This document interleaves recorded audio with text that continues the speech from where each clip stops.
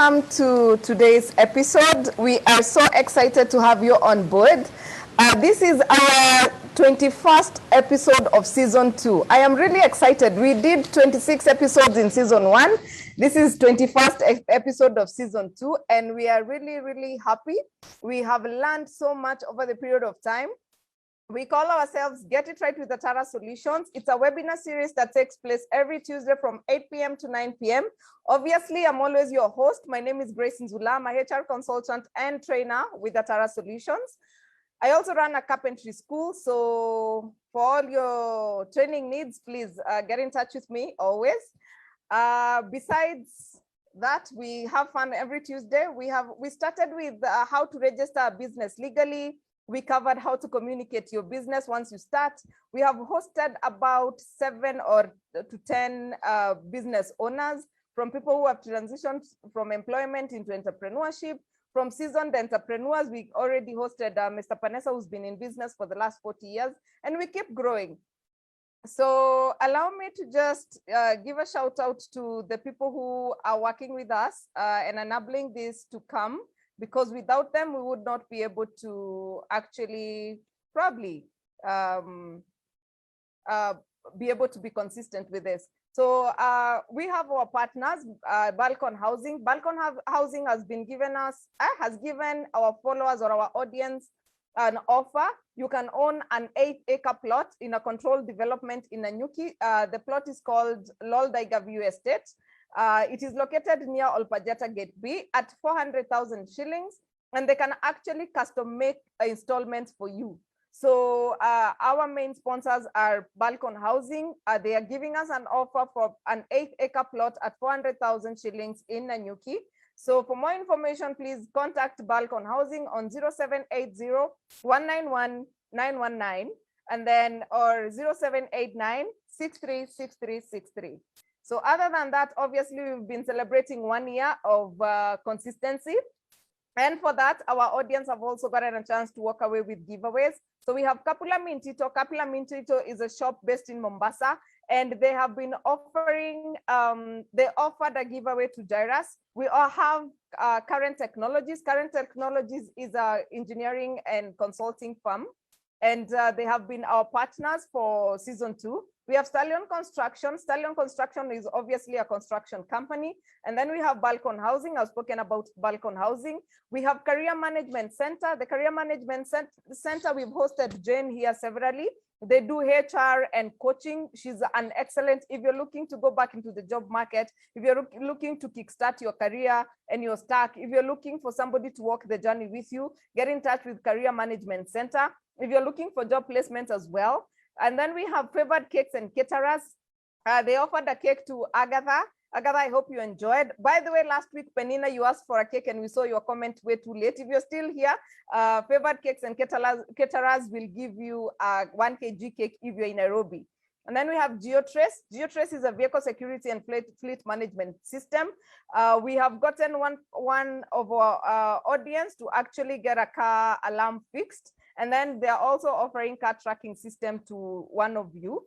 We have Shishi Naturals and JC Beauty. They both deal with natural hair products and skincare products. We have JC Beauty, whose package was won by Violet Shishali about 2 weeks ago. Her package was delivered this week. I should share that on our social media pages. Beautiful stuff. And then we have Octagon Africa. Octagon is an insurance and they're insurance and pension scheme administrators. We've hosted Waswa here. If you're looking for somebody to manage your pension or also insurance needs, please speak to Octagon Africa. Our favorite has been Pathway Solutions Services. We have trained 27 people as of last week, but with Pathway Solutions.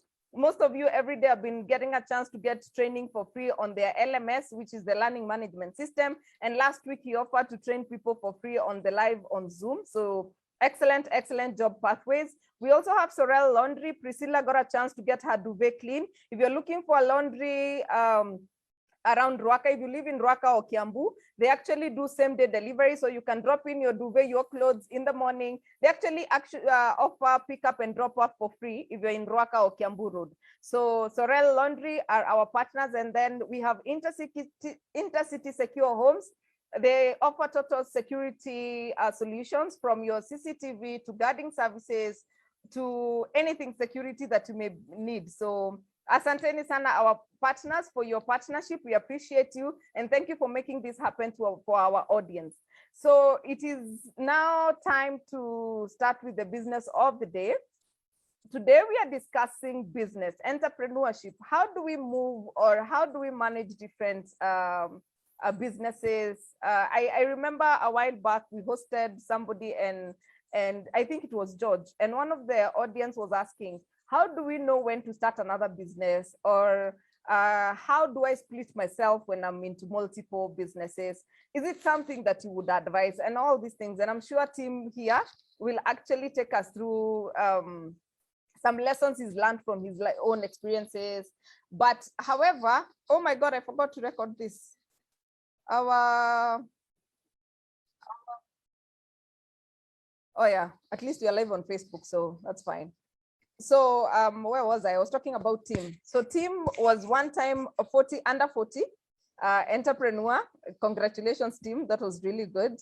He's also quite young, so he's also learning the ropes, I believe.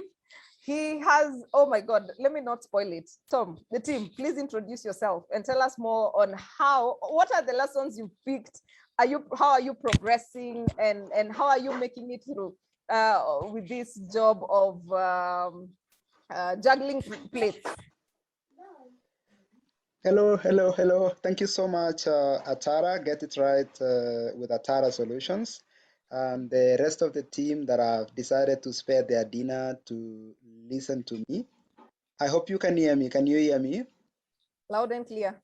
Oh, yeah. Thank you so much. So even though this is an entrepreneurship session, I thought that I should still remind this group anyway that enterprise is great, entrepreneurship is great, but helping students stay in school is really absolutely important. Most of the numbers say that every time you help a young person stay in school, for every additional year, they gain 8% in additional income. And income is what is needed. Income is what will be needed down the line, either for people to invest, for people to save, and more importantly, for people to get that initial seed capital, either for themselves or for other people. That's a report from Goalkeepers, where I happen to be a goalkeeper with Bill and Melinda Gates Foundation. So thank you so much. This session, I thought what we just do is we basically just have a small discussion around my experience in small business enterprise, a little bit of our work, as well as some of our lessons. But maybe I can just begin by telling you a little bit about myself. I was born in Elgeyo Marakwet, which is about 450 kilometers northwest of Nairobi. So I came to Nairobi the first time in a green trouser, yellow jacket, and I hadn't seen ladies wearing trousers. So I was, of course, very, very traumatized. I came to Nairobi for the first time when I won a scholarship at Strathmore Business School. I won a scholarship that is Guinness. So if anyone in the group drinks Guinness, I'm grateful to you. Because they gave me 1.2 million scholarship. It made it possible for me to come to Nairobi. If you see that photo there, the dark guy in the middle with white teeth, that's me. It's so easy. That's me. I'm showing a photo of my award. I got a first class honors. I had no choice but to get that first class honors. So in Strathmore University, if you were the top student, they would give you 10% of the school fees. So they gave me 10% of the school fees I didn't pay, which was significant money. It was 25,000 shillings. And those early days, I had a girlfriend who happened to now be my wife. And so it made it possible for me to keep visiting her in Nakuru. So my undergraduate is actually IT. I studied business IT, got a first class honors. And then I did subsequently supply chain management, which is Chartered Institute of Purchasing and Supply. And then I've had a small stint, and then I finished master's at Strathmore University, a master's in commerce, operations, and supply chain. And then I've had a small stint at Rutgers University, a very nice college. I was there for 9-10 weeks when I got selected as a Mandela Washington Fellow, and a couple of weeks at Cambridge to learn leadership and public policy. So that's a little bit about my education. But I guess the thing that I've been very lucky with is that not only did I have good education, most of it free, but I also had great parents, and I really thank God for that good fortune. I didn't realize we were poor. Dad used to earn $30 a month, but then it didn't occur to us that we were relatively poor. I got a scholarship in high school, got a scholarship in university, but so I've been really incredibly fortunate to have really great parents and free education that I think has been reasonably good. We fell pregnant at 23. It was during the post-election violence, so it was a really tough time. So that young gentleman is Ethan. He turned 13 the other day, so we had dinner the other day. But we now have three boys, 7 and 1, Ivan and Anna. Tim, My wife is a medic. She's called Ebony, and it's another thing that I'm really grateful. I wish I was a full-time parent. I'm still not a full-time parent. Tim, if we could have your slides on full, I mean, place Oh, a full. slideshow. Yeah, How can I? Okay, let me do that. Let me. just here, I've, just on top there, yes. slideshow. Yeah, excellent. Yeah. Thank you. So unfortunately, it's began. Okay. Yeah. So that's a little bit about my family. Very grateful to have them. And as they say, the world stops with them. The world stops with family, and I think that every entrepreneur needs a safe place they can go back to. And I think that family is a really great starting point. Friendships are a really good place to begin as an entrepreneur, because one of the most important source of capital for entrepreneur, I think, is the willingness to be crazy, the willingness to try. But that can only happen if you have a great portion of your base is covered. So if family is out there rooting for you, praying for you, that's a really good start. Um, we didn't intend to be in business. We began almost accidentally. In fact, that article that you see there, it came around the time when we were having the first generation of Kenyan Chinese babies. We had just finished helping Strathmore save about 600 Kenya shillings million. We were working for Strathmore as employees, so it was my first job. I worked there for 3 years, doing predominantly international procurement and sourcing. And so when we finished, that journalist called Amera Jiwaji did a piece and said that I was a developer with a love affair with the Chinese. But the only reason for that is because I ended up importing about 150 containers for that client. And over the last couple of years, more than 500 containers. That's actually when we saved Strathmore University and Strathmore Business School about 650 million. That's how accidentally we ended up beginning our business. We did not set out to be entrepreneurs. As a matter of fact, I was going to try a career in one of the big four, either Deloitte or PwC. But then when that happened, people started asking us, so can you do the same for us? We said, we can't save you what we saved Strathmore because we now need to make a profit, but we could potentially save you some money. So we ended up winning our first, so we began shop at the end of 2011. Just when we had lost our jobs at Strathmore, our contracts were terminated. One thing that's interesting with projects is that every time you walk towards success, quickly after you're successful, you get fired. So because you're always, like as you succeed, you're firing yourself. So that's how we began. We began QuestWorks like that. It was a spin-off from Strathmore Business School, only because we had saved Strathmore about 650 million. And the buildings had won Best Green Building in Africa Award, Presidential Green Award. Um, and that's how we began. I teach and we teach part-time, very part-time at Strathmore Business School, maybe once 1 week or 2 weeks a year. And that's a little bit about our work. So a great portion of our work is really solar. Well, not a great portion. 30% of our work is solar.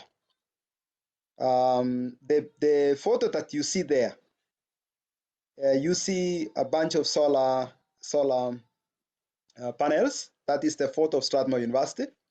But the coolest thing about that photo isn't even the panels alone, because now a lot of people can do solar, is that we imported little tiny parts for the drones.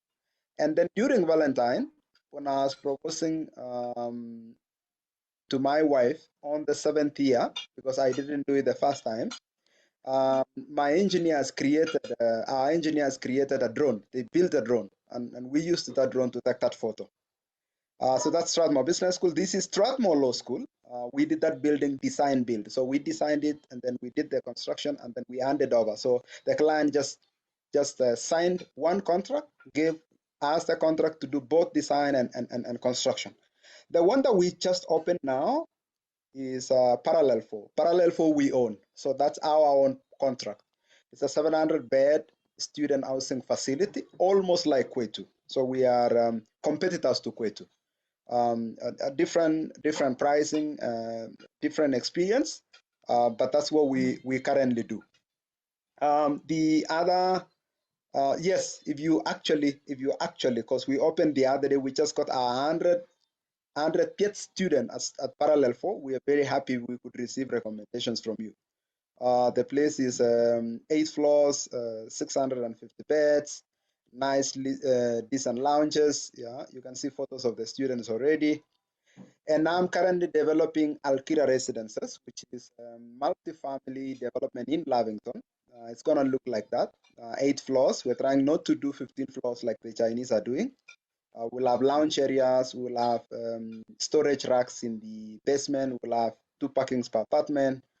We're keeping the community very small. And then on the side, I write for high school students. I've written 2 books. One of them has done really well. It did so well that is perhaps the reason why, and I'll tell you a little bit about that, is perhaps the reason why I became an entrepreneur. The first one is called Unstoppable, Achieving Excellence in High School and Beyond. And the second one is Different Millionaires. How can you become a different millionaire? By following your passion, by trying to make a difference. But then again, they are mostly written for high school students. I did start writing for the newspaper.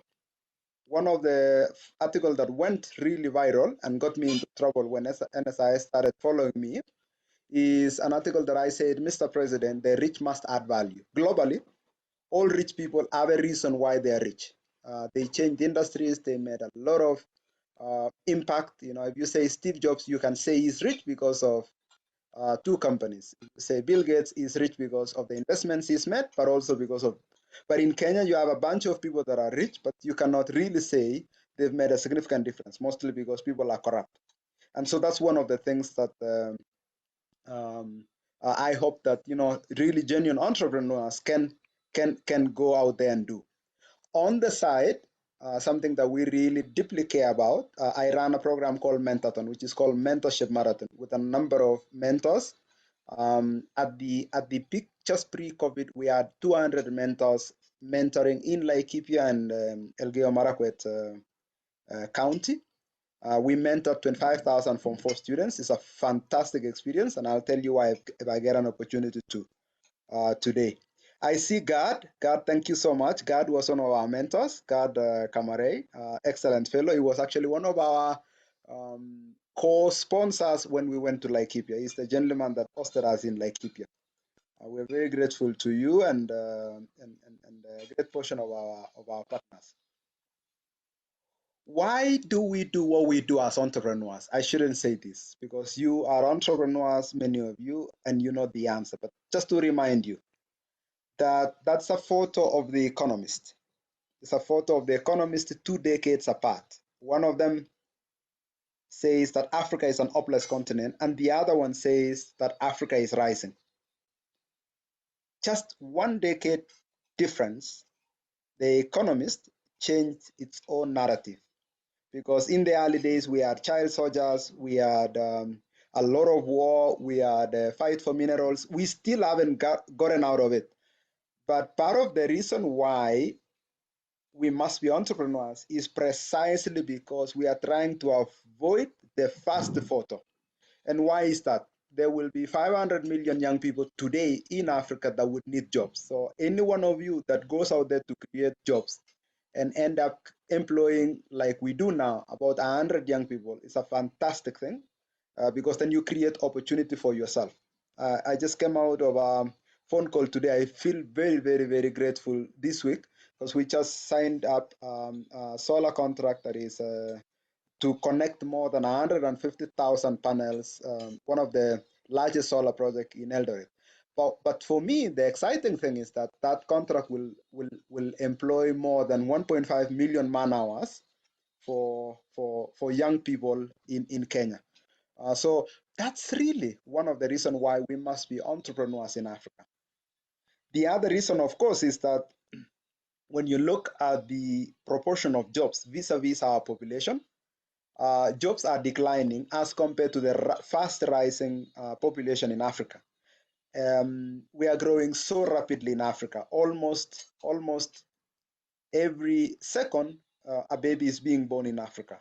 And so um, to cater for that population, we need more wealth created. We need more opportunities created for the young people of Africa. So yeah, I think that's my reason, at least for wanting to be an entrepreneur. Because I think that if you really want to be an entrepreneur just to make money, it can be very difficult. I think it's very good to have a reason beyond yourself, whether it's your family, whether it's an impact, so that you can get through the tough days. If it's a job, if it's just strictly to make money, there are days when you feel like you can just get a job, and as you become really good at what you do, you will most likely get offered jobs as an entrepreneur. Some lessons, and I encourage this group, please, let's just have an open discussion right after this session. Feel free to ask anytime, because some of these lessons, the lessons are much. I see Daniel saying he cannot hear. Daniel, can you hear me?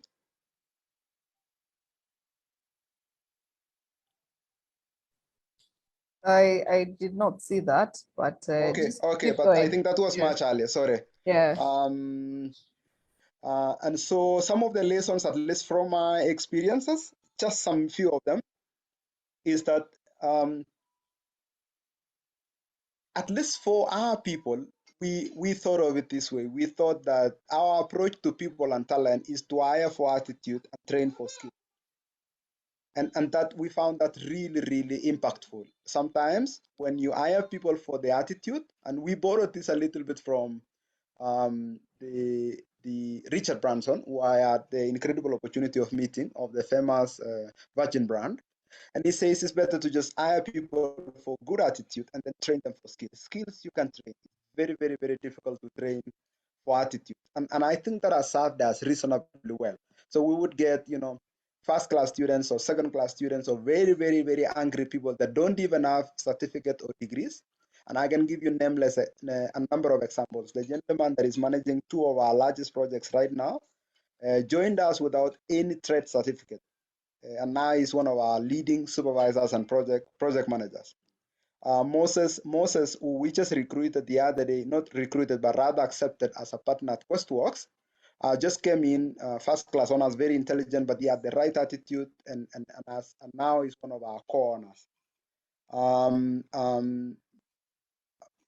Margaret Migishi was just a PA come accountant at Strathmore Business School. We asked Strathmore Business Schools to allow us to hire her. She ended up managing our international sourcing and supply chain.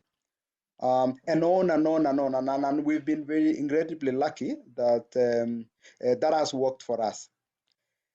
The other thing that I remember now is that what gave me the courage, at least at 27 years old, to say I should leave a teaching job at Strathmore or a consulting career to begin a company in Mjengo. And I tell you what, I didn't tell my dad and mom, for my late dad and mom, for 6 months. And because I was sure they would send the council of elders to talk to me. You know, the kid that they now finally were counting on to sort of help them is now saying he's gonna begin a construction job. So I didn't tell them, because if I told them, I wouldn't have begun. They would probably just have sent a whole group of elders to say, hey, listen, you better stick with your job. But the thing that gave me energy, I now realize, is that when I see Moses in the group. Moses is one of my mentors, Moses Muriithi. And one of the things that we did with Moses when he was, when he was my club president, when we ran Rotra Club of Langata, is that I convinced 25 young people to go to Elgeyo Marakwet. When we came back, we realized we had made a difference, but I quickly realized that we had spent about 200,000 shillings. And I said, can I do a book version of that trip? And you know what? Because of that, a lot of things started happening. Every time we would go to a school, they would buy 50 books from me. They would pay us money that would be enough to pay our road trips, go there with a friend who used to own a car, a friend of mine called George Ombesa. And so every time I would come back at the end of the month, I realized that I have made more money than my salary. So I started having that sense of confidence that money can actually be created, like a future can actually be created, that you may not necessarily need to predict the future. What you can actually do is create it, which is really, really powerful. And so little tiny projects like a little book can inspire something. And so what I now tell people is that instead of thinking of it as a business, just think of it as a little tiny project, like a side project, like a gig project, until the moment when you start receiving money. And it's astounding what that does to you. It builds your confidence, because it's never really a business anyway until someone begins to pay something. So that little tiny book was powerful to me. That book just spiraled out of our imagination, because when we wrote it, we had I think 3 or 4 months together with Rosemary Kibui, who are my co-author. When we wrote it, we had mind block for about 6 months. But then, right after that, when the book was just ready, James Mwangi says, we want to order your book for all our students. And then every year, they just kept ordering the book. So our first car is called Sophia. It's named by Ebony, who is my wife. And I paid for it cash. It was a Vitz. Vitz. Um, and I just kept thinking it's actually really possible to go out there and do something. I wasn't doing it for money. I was just doing it because it was an awesome thing to do. But then it ended up becoming one of those reasons why I ended up gaining the courage to be an entrepreneur. So please don't despise your side projects, your gig projects, your projects on the side, because they might inspire something even more significant. This is a dangerous one. One of the most notorious non-payers is government. And so we were lucky very early on to realize that, and we didn't take government contracts. Government owes about 500 billion Kenya shillings year on year, and it kills many entrepreneurs.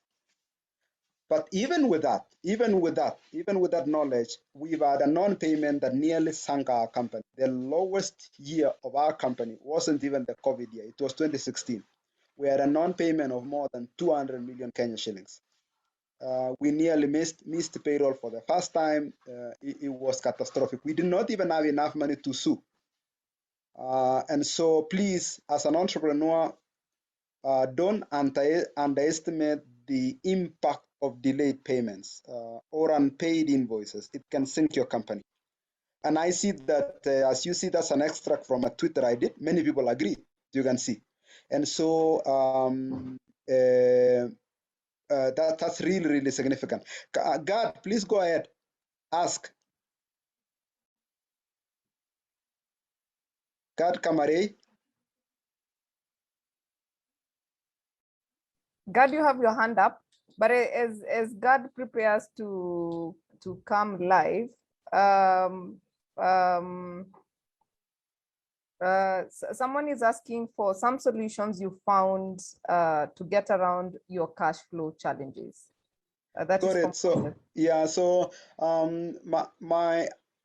we for the first couple of years, luckily for us, we had structured contracts this way. What we basically did is we told the client, listen, we will give you the highest amount of discount in exchange for you paying in advance. We genuinely believe that clients who want the service should be willing to invest. They have to be willing to invest because the service is them. So those early days, we never had cash flow problem. In fact, we ended our first year with, I think, 10 million shillings in bank. The second year, we got enough money to buy an office. The problem started happening when we started accepting, larger contracts that needed us to invest. And so what we did early on is to negotiate for working capital. But everyone in this group should already know that the banks will rarely give you, more than 10 or 20% of your revenue book as working capital, which was really, really challenging for us.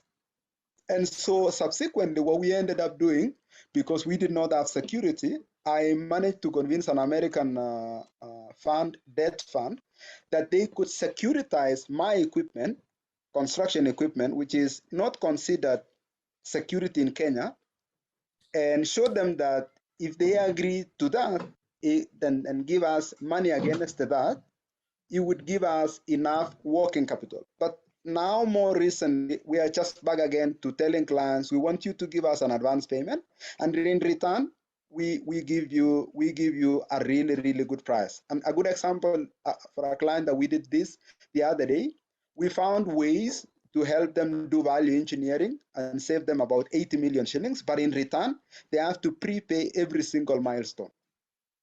So the contract was about 450. We found ways to try to do the contract for about, I think, 400, 300 and 370 thereabout. But in return, they have to send us 25 million ahead for every single milestone, so that we save financing cost. We don't have to worry about collection. And on the other hand, we deliver a much lower value proposition. And we've seen that clients like that. So sometimes we're willing to do steep discounts. We are willing to do anything but the need for us to invest, say, 100 million shillings before we can see money. And we see that clients value that. They value, in the end, what clients, I think in my experience now, is that clients really value the work done, and they value that it's done right, and the cost is right.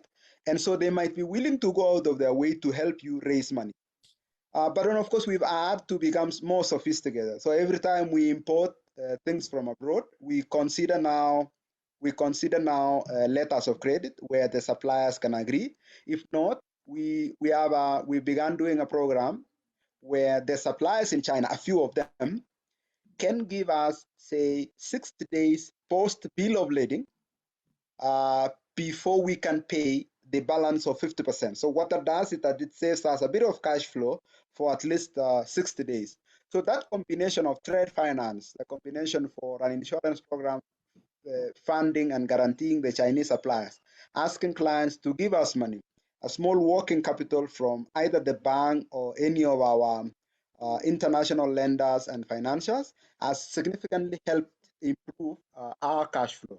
And then over time, as our suppliers have begun to trust us, then we've gotten, say, 30 days or 60 days worth of credit from the suppliers. So when you combine that, in the end, we are able to part of our cash flows. I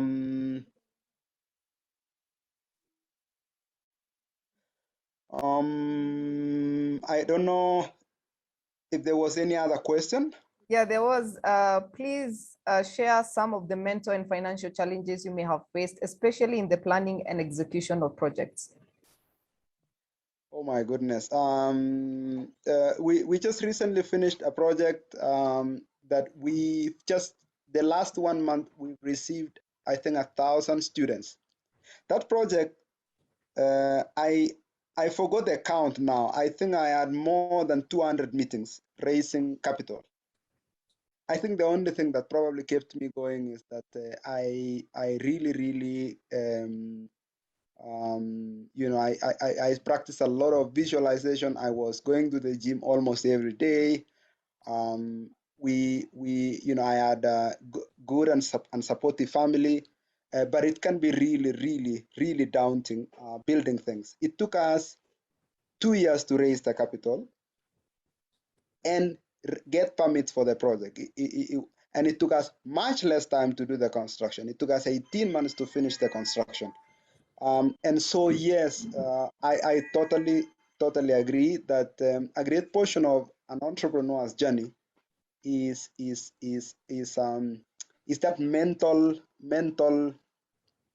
challenge that comes with the uncertainty. But I think over time,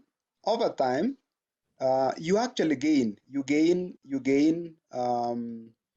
a thick skin. You gain level-headedness. You gain the ability to say, you know what, I'm getting home now.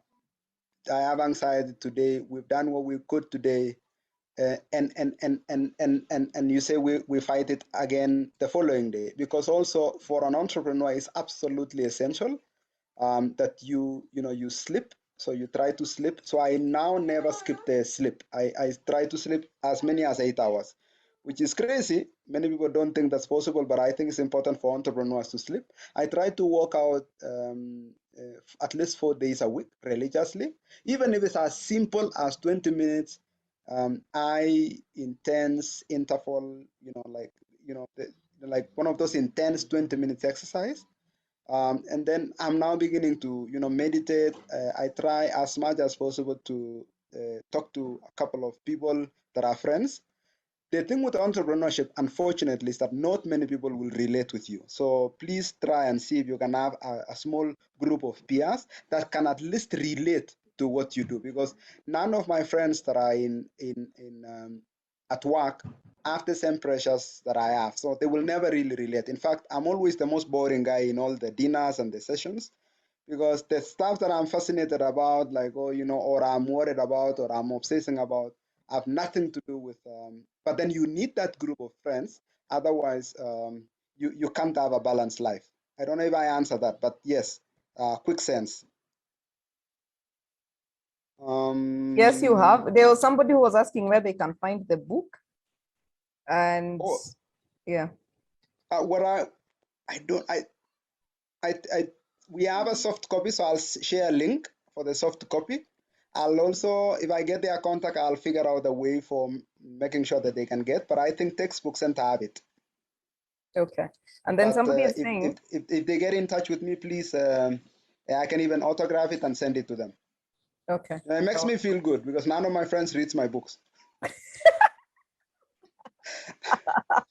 speaking of which, sometimes we have this thing that a lot of people don't support your business. Like your friends don't support your business. They want credit.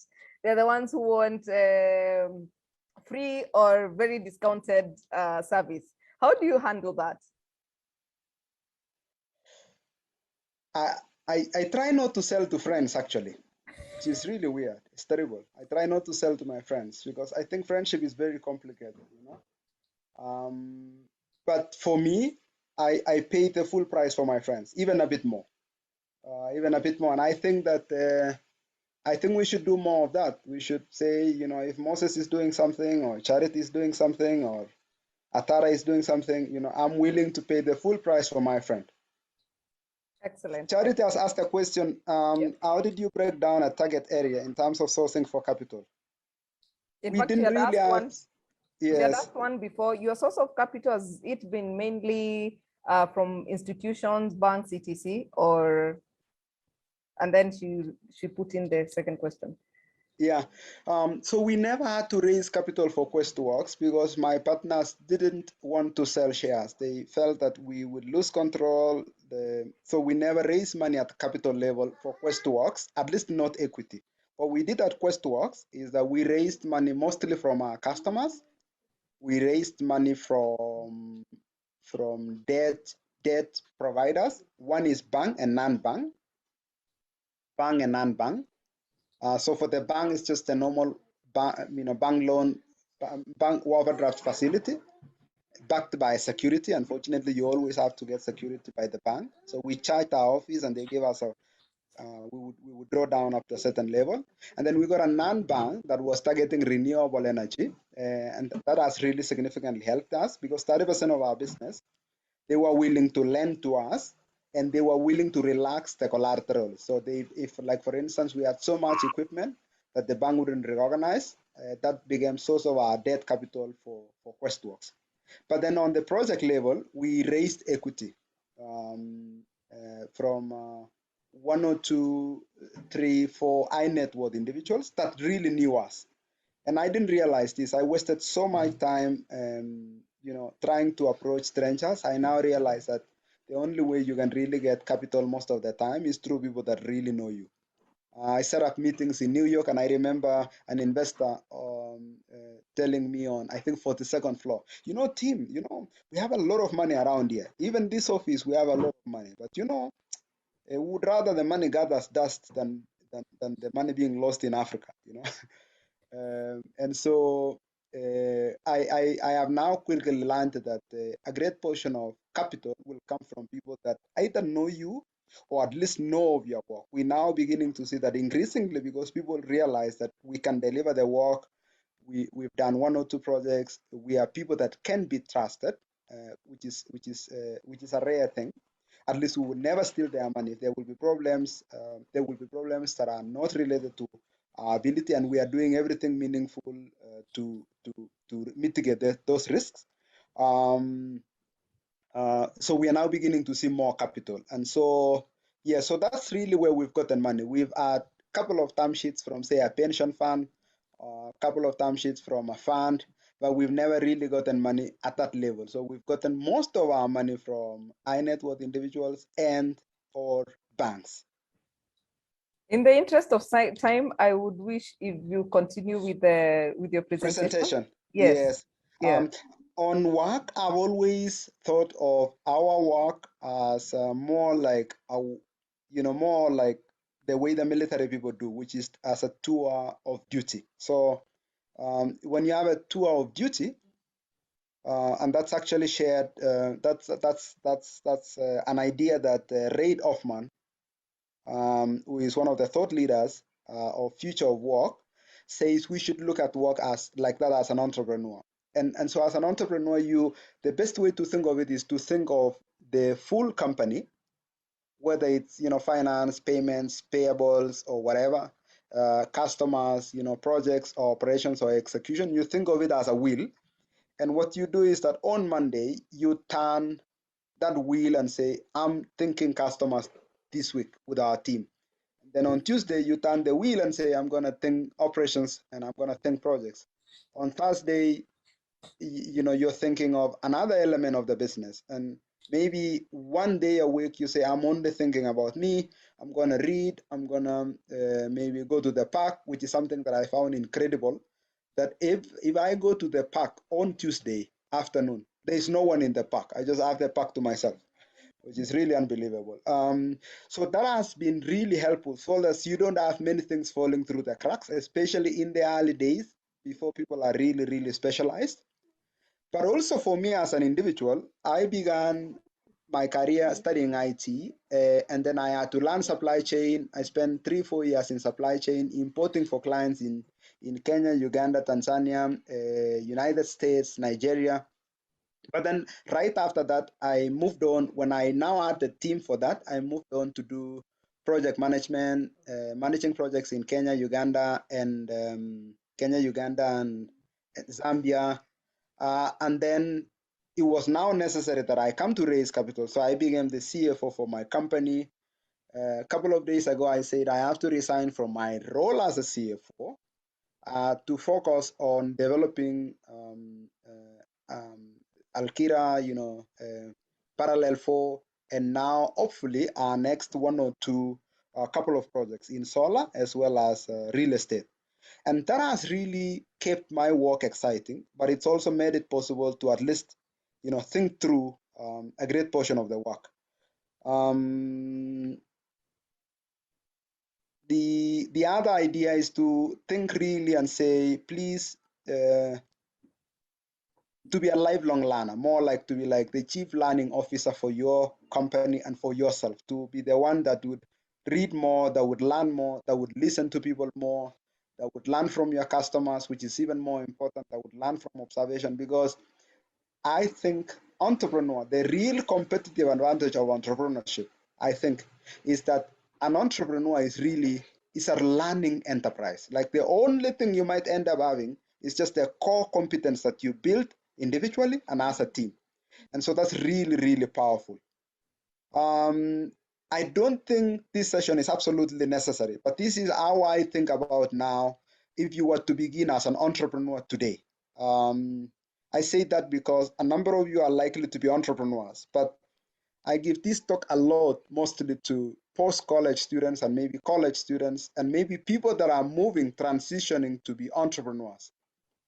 It's based on the work of a professor called Dr. Sarat Fati, and I will, as I share, I'll share the links of that work. The article is called "What Makes Entrepreneurs Entrepreneurial," and so it says you really just should begin with what you know. Many people get stuck with the idea that they must find a really good idea. That can be true for many things, but honestly, for business, we already now know that the average business will fail, but the average entrepreneur will succeed. So as a result, a great portion of your success will honestly come because you've tried and iterated. And so, you learn as you go, you have a real action bias, you get real time feedback most of the time from your customers, you fail fast forward, and then you begin without even a complete picture. You say, I'm just going to begin with what I know. And then you welcome surprises. You welcome the possibility that you don't know a lot, and you will figure it out with your customers and your team. And so what you know is a really, really fast way to begin. That line there, ready, fire, aim, is really, really important. Many people will try to get ready, they will try to aim, and they will fire. That's the wrong way for an entrepreneur. The best way is to be ready now, you fire, and then you aim. You realize the aim comes at the end, because as you get feedback from your customers, you iterate. As you get feedback from the market, you iterate, which is really a great way. So you begin with what you know. So you think of it like 3 cycles. One cycle on one side is what you know, but the other one, now those cycles overlapping, is who you are. So as an entrepreneur, I think it's really good to listen to yourself. Look at your education, your training, expertise, experience, your passion, and then begin with who you are. Like that little hunch that you have, whatever it is. You can almost, an entrepreneur, at least in small business, maybe you will never be a unicorn doing like this, but at least from my experience now, you can begin with who you are, and it's amazing how when you just begin with listening who you are, it's powerful. I had a friend a couple of days ago who just laughs to see a ranch full of animals, and he's making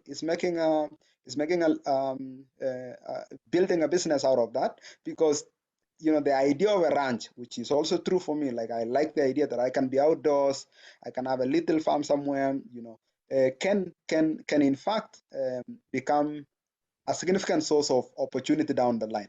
And when you begin with who you are, uh, many people worry that they are too small, they have small money, they have small connections.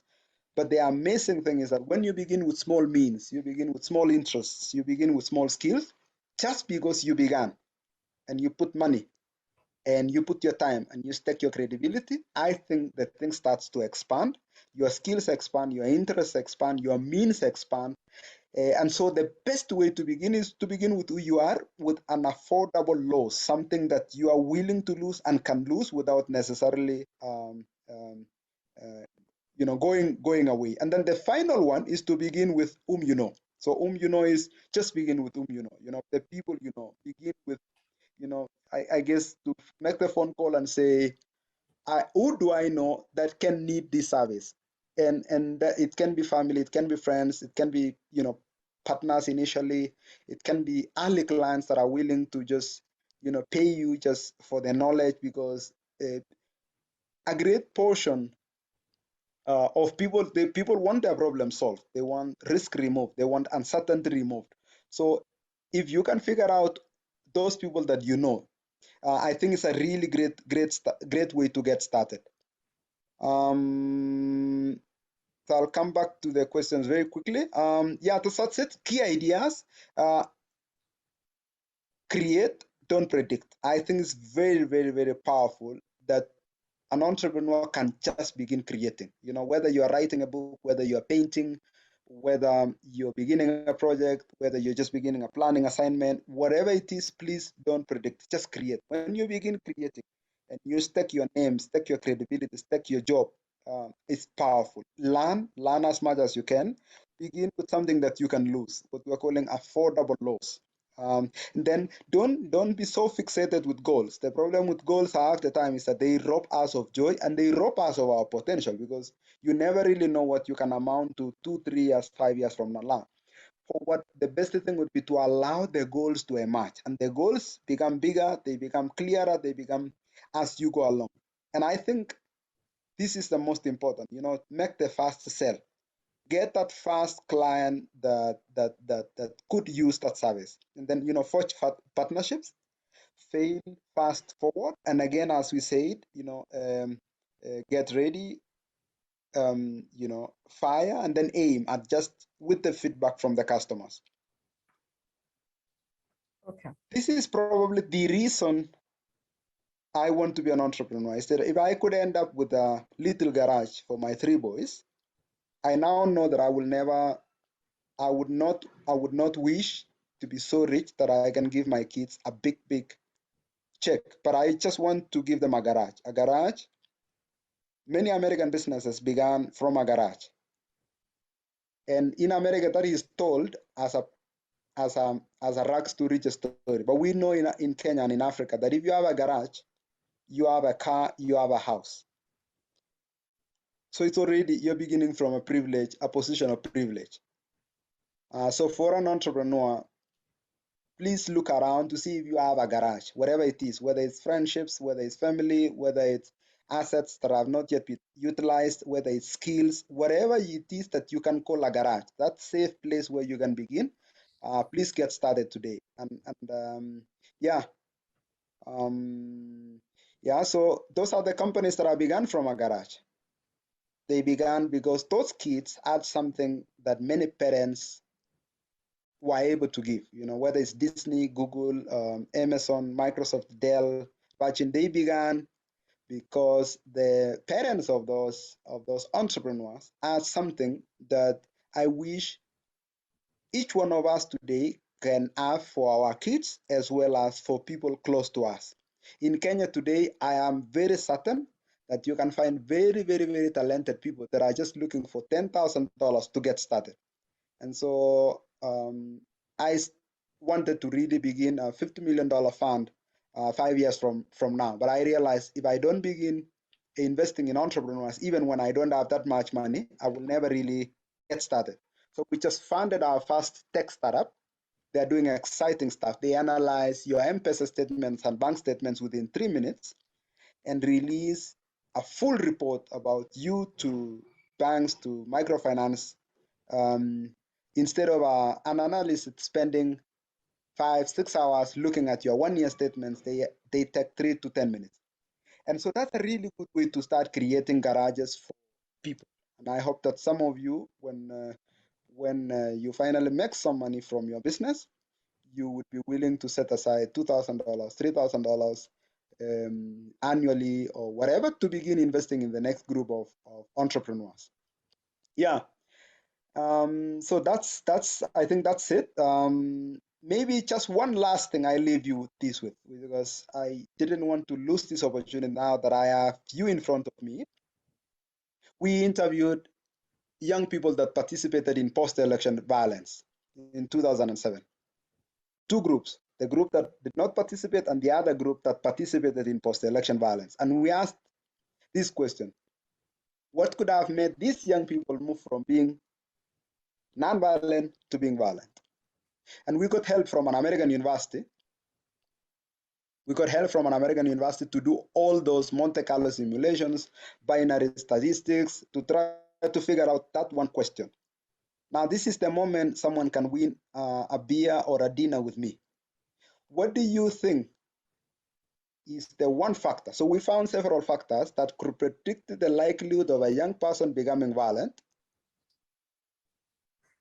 to the likelihood of one person becoming violent, moving from non-violent to being violent. We found a set of factors that could predict. I see God, I see Moses. We found several factors that could predict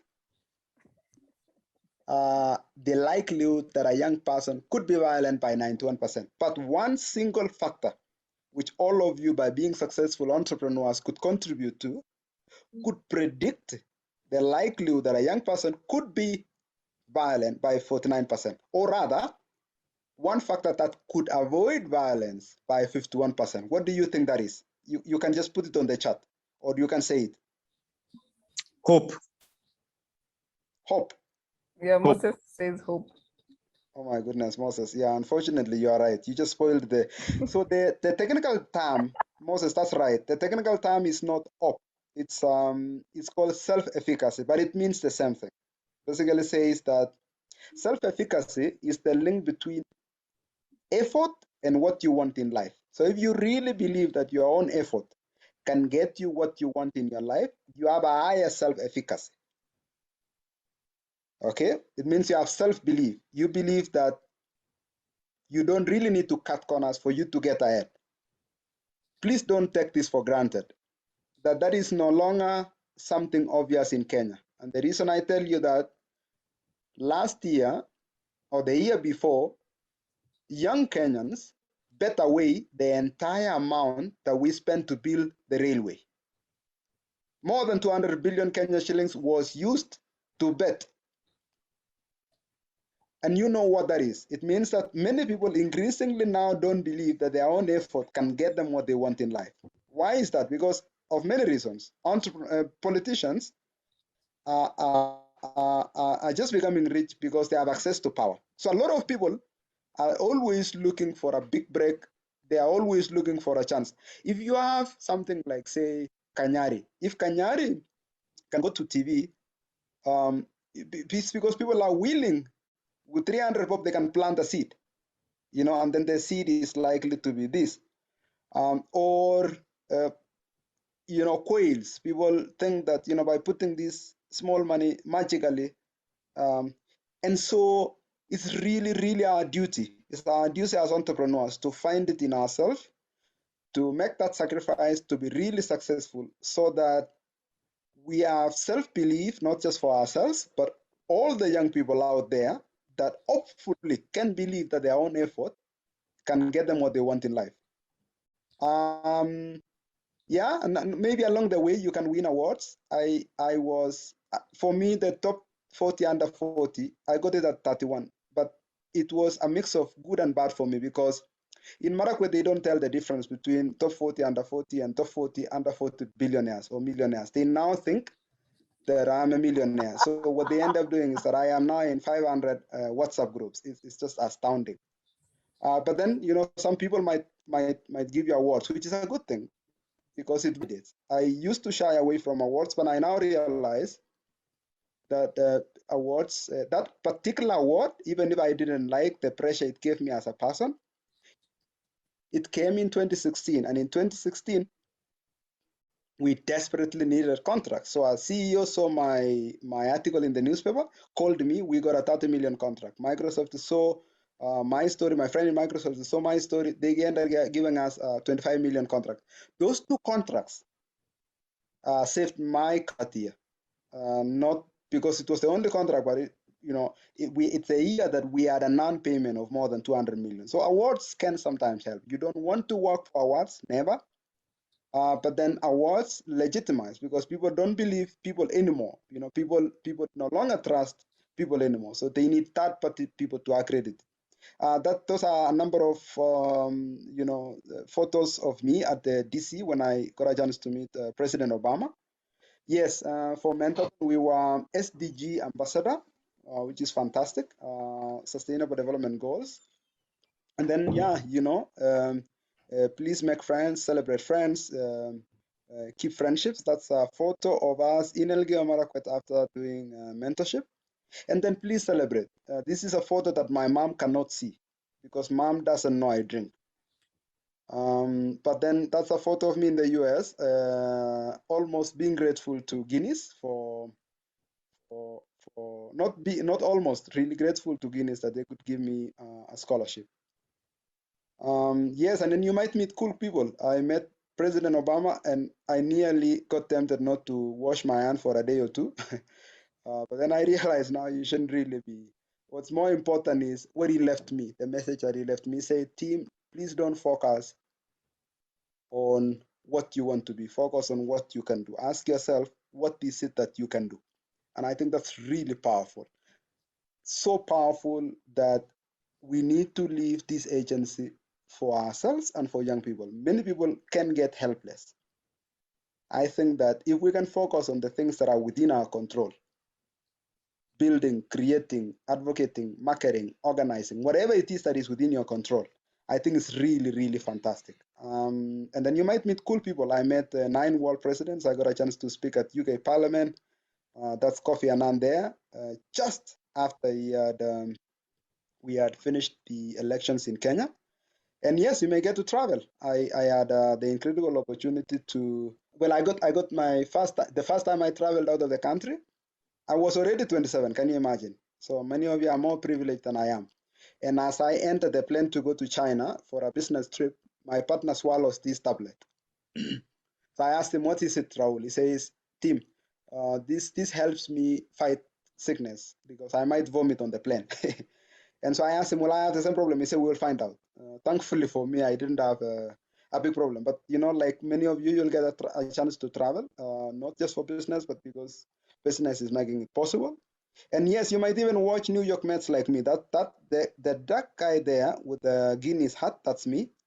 Dark guy, white teeth. Yeah. You make friends around the globe.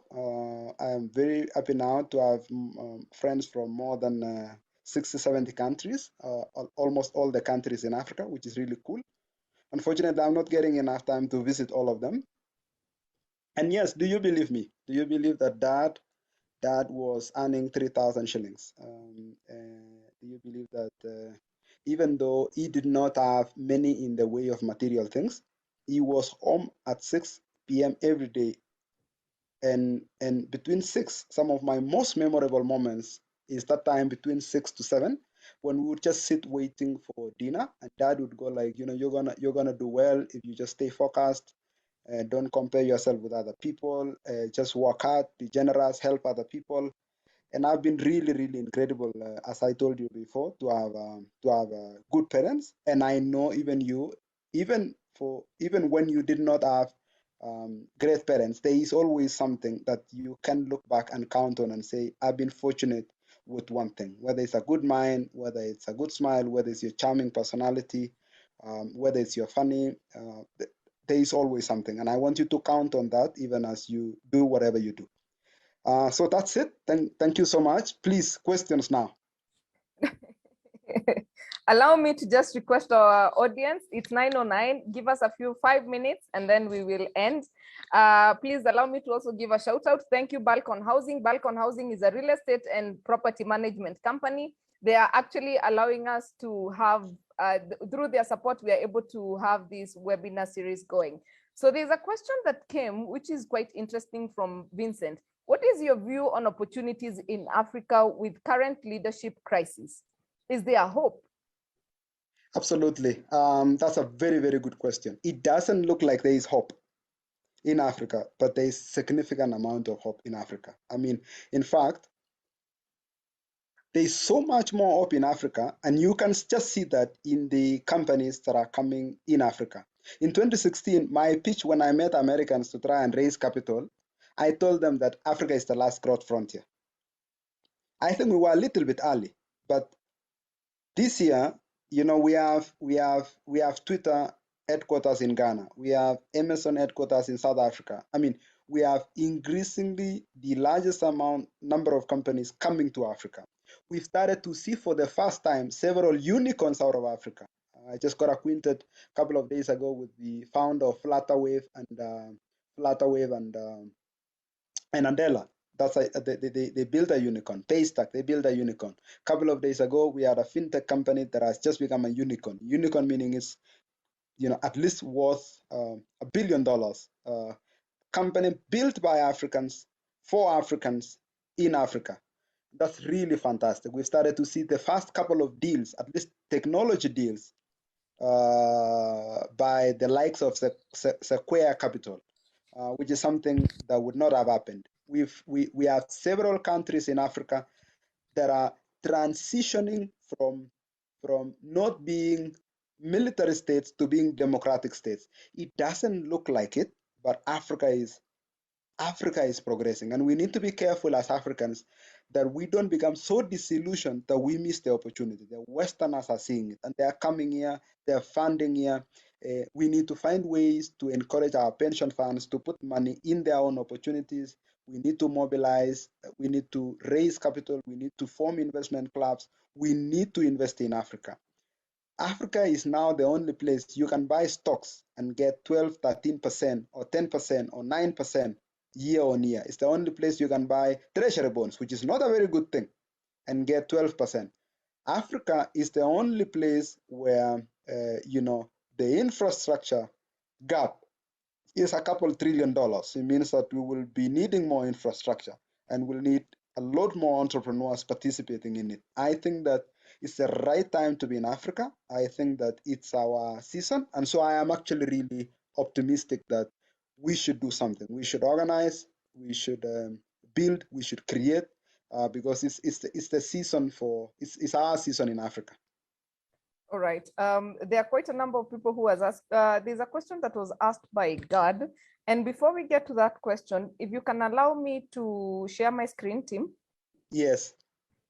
You could. We have giveaways for you guys. And I hope Grace Mozombo, thank you very much for being a follower of Get It Right with Atara Solutions. And I hope you get a chance to get trained with Pathway Solutions. Team, if you allow me, I'll be able to give these people free training with Pathway Solutions for a few other trainings that they can get. We have a lot of questions on, please give us Tim's contact, please share the presentation. I don't know whether you'll allow us to do that, but we will obviously speak on the side to get that done.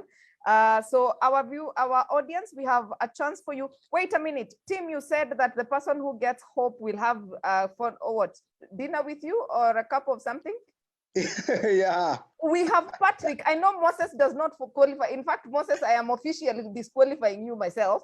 So I was going to donate actually. Please donate it as a gift. Thank you. Yes, I know how to find him. So I know, because right? I know how to find him. Go ahead. I want to give it to Patrick. There's somebody who said hope. Patrick Mwangi. Yes, Patrick Mwangi said having hope for the future by having a vision for his or her life was Patrick's answer on the chat. So I think he got it right. And Tim, you have a new date with Patrick Mwangi. Patrick Mwangi, you can either get in touch with me or Tim can drop his contacts and we'll hook you up with a date with Tim. And I hope I can find Tim myself. Anyway, so Tim, your screen is you're still sharing screen. I already, You have to stop sharing. As he's trying to stop sharing, please perfect. don't forget to rope Tim in on the mentorship program you are planning to start soon. We'll talk about that on the side. Thank you, Moses. Moses and I want to start a mentoring session. In fact, we have Idel. Idel is saying she was in entrepreneurship doing graphic design agency, but she has since gone back into employment because things got a bit tough. And she's asking, do you mentor people like her? Let me quote, do you mentor people like me, was her question. Okay, well, sure, for sure. Okay, there you go. We'll be happy to. All right. By the way, Get It Right with Atara Solutions is going to start a mentorship program for upcoming business entrepreneurs or self-employed people. We are working on the content. I know Moses has been trying to push me to do it since 2020 and it's ending 2021. Jesus Christ, calm down. But so from our sponsors, you guys get a chance to get training on LMS by Pathway Solutions. So if you can look at the screen, you have prospecting leads like a pro, you have entrepreneurship 101, you have writing business plan, marketing for small businesses, making business better, building an online business, building relationships for success, and social media for your business. Obviously, from last week, the sessions on stress management and self-esteem is still coming in tomorrow from 11 a.m. to 1 p.m. and from 2 p.m. to 4 p.m. Tomorrow is Wednesday. So for those people who were here last week, you remember we were offered stress management and self-awareness. I mean, building your self-esteem by Pathway Solutions. So tomorrow, 11 to 1 and 2 to 4. You have Frank's email. Please get in touch because you get a chance to do that. But for the people, oh yeah, for 5 people, and I hope Grace Mazombo, you are one of them. Grace, you have to win this. You have been an ardent follower. Please, please, please, I hope you have your hand up for these trainings by Pathway Solutions. So 5 people, get your hand up, please. We need to get you training for this. Please note this is self-paced training. So your dedication to this is what gets you to finish. And you have 60 days to actually get it done. So just let me, so we have Susanna Kwesi, we have Scholar Atieno, we have Philip Malonza, Charity Njeri, words, you got an award last week. You can actually extend. If you finish on time, a Pathway actually extends your learning. And then Geto, Susanna Akwesi, Scholar Atieno, Charity Njeri, and who else? Philip Malonza. Please get in touch with me to claim your prize. Please note this is self-paced. Yes, Grace Mozombo, thank you very much. I love that you respond to our emails. Thank you for letting us and always tuning in. We really appreciate you. Team, we do this every Tuesday from 8 p.m. to 9 p.m. Thank you for making time to be with us today. I've seen there's a last question. Oh yeah, so kindly walk us through challenges of entrepreneurship. Maybe in a summary, what are the 2 challenges that you have faced over a period of time?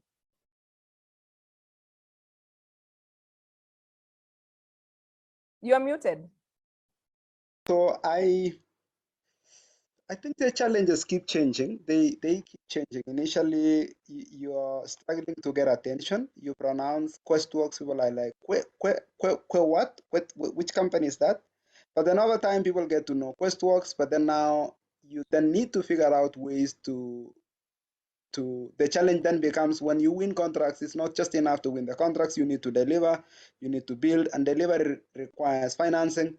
So I think the challenges expand. I think as the opportunities increase, then you have a lot more responsibility because people are counting on you to deliver, because then they make promises based on your promises, and they make promises to other people, and those promises are contractual.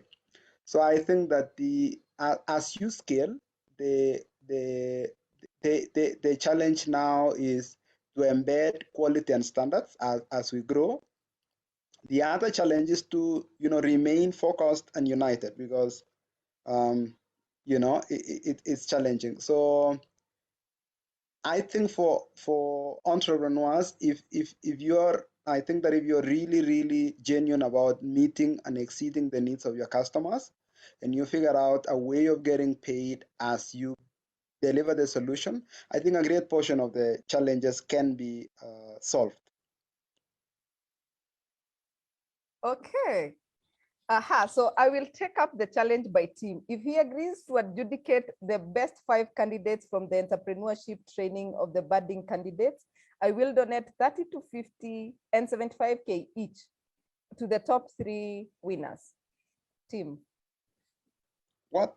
Let me see. I will take up the challenge. This is regarding what? Adjudicate the best 5 candidates from entrepreneurship.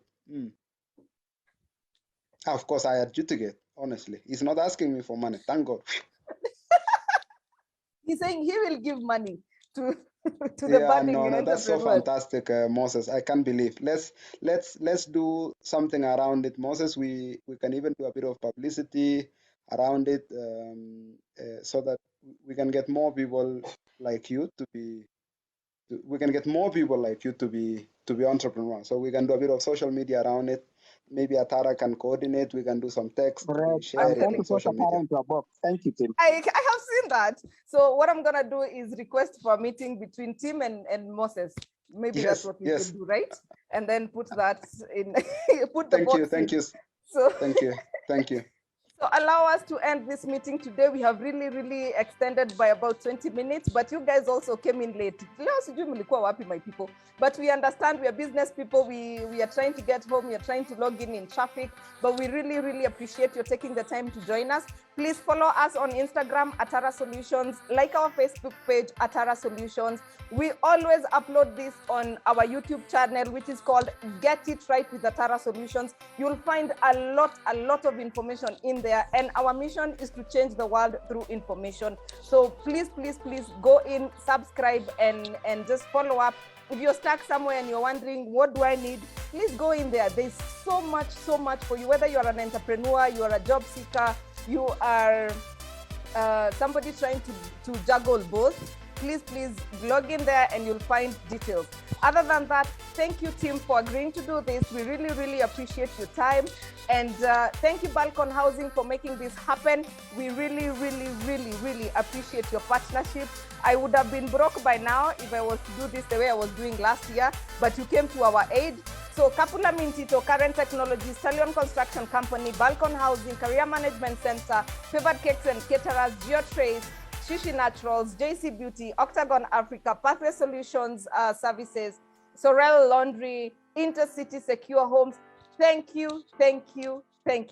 We look forward to working more with you. And Tom, your logo should come here next, eh? Mambo. Yes. Thank you so much. But yeah, so asanteni sana, and please don't forget, Pathway Solutions has a training tomorrow on stress management and building your self-esteem at 11 to 1 and 2 to 4. So please get in touch with Frank or myself, and we'll be able to share the link for that. So asanteni sana, and other than that, Tim, you can engage in the chat. Tim has actually left his email address, so if you need to get in touch with him, you can. I don't know, Tim. Yeah? I am really better on Twitter than on email. It's a fantastic distraction for me. Yeah, I think as time goes, it gets really difficult to respond to all emails. But yes. I find Twitter much easier, but it doesn't matter. We'll make time to. What you could do, you can give us, I don't know whether you're willing to share your presentation today with our viewers. We normally send an email later once we have edited the video and uploaded on YouTube. Maybe we can share the Twitter handle as well. But as people, if you want to leave, allow me, you can leave. But Tim, there's a question that came in from Gad. Yeah. How do you support somebody who has just finished Form 4 and they want to go into entrepreneurship? Or rather, how can they do it? Yeah, so I think that we really need to find ways to make sure that, if whatever project they begin, they don't leave school. We really need people to still get, universal literacy, numeracy, foundational thinking that just comes from having to go to school. But then the best place is just for them to get started, get started with a small side project. And that person could easily just follow that framework that we said, the things that they know, what they know, who they know, and they can begin with whom they know. And God, since I also know you, if it's someone that we can just get on a call for like 20-30 minutes, we can brainstorm with them and see if we can get them started. Excellent. Thank you very much. So I think we've exhausted the questions, and I am sure Tim is here for another 2 minutes. If you want to ask a question live, you can. How do I get Tim's books in soft copies autographed? Soft copy, meaning hard copy. Yeah, if I since I'll leave my email, if you just even the cell phone number, then you can just tell me, and then I will figure out a way to ship them to you. to mail them to you. The only thing is, you'll pay something small for the delivery, and I'll send you the books, no charge. Actually, Teresia is also very interested. Yeah, she is. Teresa Sanjero. I love how much he has invested in education. So she really wants that book. She has asked like 4 times about where to find the books when I couldn't see the question. So Teresia, team at questworks.co.ke is how to get the soft copy of the book. So yeah, right. Thank you very much. Maybe just to say really thank you, Atara, for having me. My name is Grace as well. Yes. Grace, thank you so much to you and Atara Solutions, and to your audience for listening to me, for taking the whole dinner time to listen to me, and for sharing in part of my story. I'm very grateful to you. Thank you. Soft copy of the book is in. It's a platform called Gumroad. I had shared it earlier in the chat. Let me see if I can reshare it, because you can download soft copies from that platform. You need to pay something small, but it's negligible.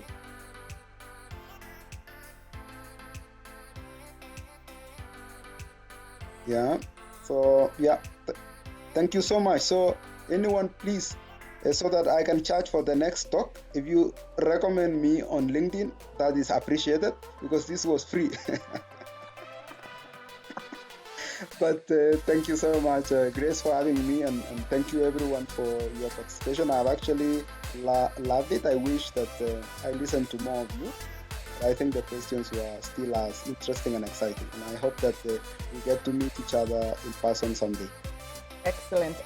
Thank you very much. I'm definitely going to bank on you and Moses for that. I need to launch that mentorship for entrepreneurs program. So I'm definitely going to be in touch. So asanteni sana, my people. Let's go on to, you have 2 minutes or 3 minutes I will allow for you to prepare to leave. So